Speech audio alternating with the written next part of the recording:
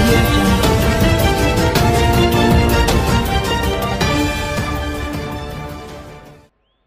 గౌరవనీయులు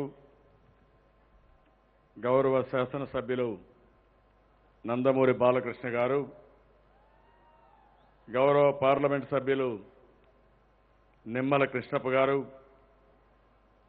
గౌరవనీయులు పెద్దలు విశ్వనాథం గారు, రాఘవేంద్రరావు గారు, రాళ్లపల్లి గారు, మనలందరినీ ఉత్తేజపరిచినటువంటి శివమణి గారు, సినీ కళాకారులు, వివిధ రంగాల ప్రముఖులు, సహచర మంత్రివర్గ సభ్యులు, గౌరవ పార్లమెంట్ సభ్యులు, శాసనమండలి సభ్యులు, శాసనసభ్యులు, జిల్లా కలెక్టర్ గారు, పత్రికా విలేకరులు, ఈరోజు బాగా ఆలస్యమైన లేపాక్షిలో మీ ఉత్సాహం చూస్తూ ఉంటే చాలా బ్రహ్మాండంగా స్పందిస్తున్నారు.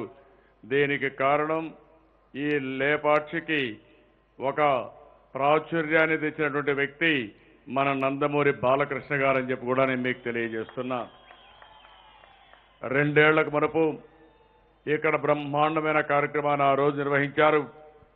లేపాక్షికి ఒక చరిత్ర ఉన్న ఆ లేపాక్షిని కూడా మళ్ళీ ప్రమోట్ చేయాల్సిన అవసరం ఉంది. ఈరోజు బాలకృష్ణ గారు ఇక్కడ శాసనసభ్యుడు అయిన తర్వాత దీనికి ఎనలేని ప్రాముఖ్యత వచ్చింది. ఎప్పుడు కూడా హిందూపూర్ నియోజకవర్గం అంటే అత్యంత ప్రీతిపాంతం మన నాయకుడు నందమూరి తారక రామారావు గారికి అని చెప్పి కూడా నేను మీకు తెలియజేస్తున్నా. ఆయన ఎప్పుడు కూడా అనంతపురం అంటే చాలా అభిమానం ఉండేది. ఇది ఒక వెనుకబడిన జిల్లా, బాగా పేదవాళ్ళు ఉండే జిల్లా.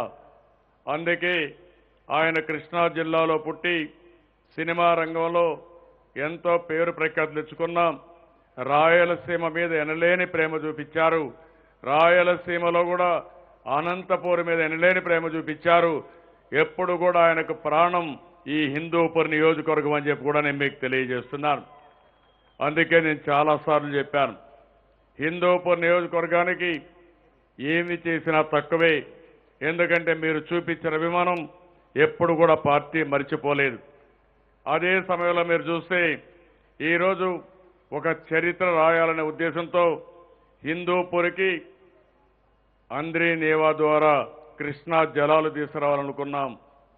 నేను దీన్ని ఒక సవాలుగా తీసుకున్నాను. ఈరోజు ఇంతమనిపై కృష్ణప్ప గారు చెప్పారు, మన నాయకుడు ఎన్టీ రామారావు గారంటే గుర్తొచ్చేది అంద్రీ నేవా గుర్తొస్తుంది. ఈ జిల్లాలో చెరువులన్నీ కూడా కట్టింది ఆ రోజు కృష్ణదేవరాయలు గారు కట్టారు. ఈరోజు నేను హామీ ఇస్తున్నా, ఈ జిల్లాలో ప్రతి ఒక్క చెరువుకు నీళ్లు ఇచ్చే బాధ్యత నేను తీసుకుంటానని ఈ సభాముఖంగా మీ అందరికీ విజ్ఞప్తి చేస్తున్నా. కరువు జిల్లా ఎడారిగా మారిపోతుందన్నారు, ఇంక ఇండస్ట్రీస్ రావన్నారు,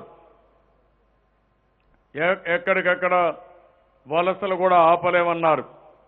కానీ ఈరోజు ఈ ప్రభుత్వం దీన్ని ఒక సవాలుగా తీసుకున్నాం. ఈరోజు మీరు ఒకసారి చూస్తే పట్టిసీమ పూర్తి చేసి గోదావరి నీళ్లు కృష్ణా డెల్టాకు తీసుకొచ్చి కృష్ణా డెల్టాలో వాడే నీళ్లు శ్రీశైలంలో పెట్టుకుని రాయలసీమను సస్యశ్యామలం చేయాలని మనం ముందుకు పోగలుగుతున్నాం. ఈ సంవత్సరం దగ్గర 140 టీఎంసీ నీళ్లు ఈ రాయలసీమకు తీసుకొచ్చామంటే రాయలసీమ భవిష్యత్తులో రాళ్లసీమ కాదు, రతనాల సీమ అది జరుగుతుంది. ఒకప్పుడు లేపాక్షి ప్రాంతం ఒక రతనాలు ఇక్కడ అమ్మేవాళ్ళని చెప్పి చరిత్రలో మనం చదువుకున్నాం.